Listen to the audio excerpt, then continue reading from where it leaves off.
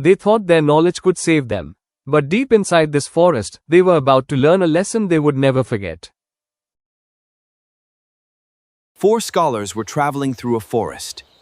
This scroll holds the secrets of the ancients, and I can manifest them. The 4th was not very knowledgeable, but he was practical and wise. Suddenly, they found some bones. I can put these bones together, and I can cover them with flesh. Then I can bring the animal back to life.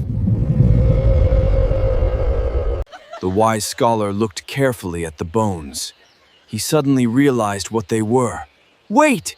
These are the bones of a lion. If you bring it back to life, it may kill us. We must show the world what we can do.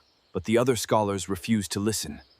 The wise scholar knew they were making a terrible mistake. He quickly climbed a nearby tree. The 3rd scholar completed his magic spell. Suddenly, the dead lion opened its eyes. The 3 scholars froze in fear. The hungry lion attacked them. The wise scholar watched helplessly from the tree. His friends had knowledge, but they had forgotten to use common sense.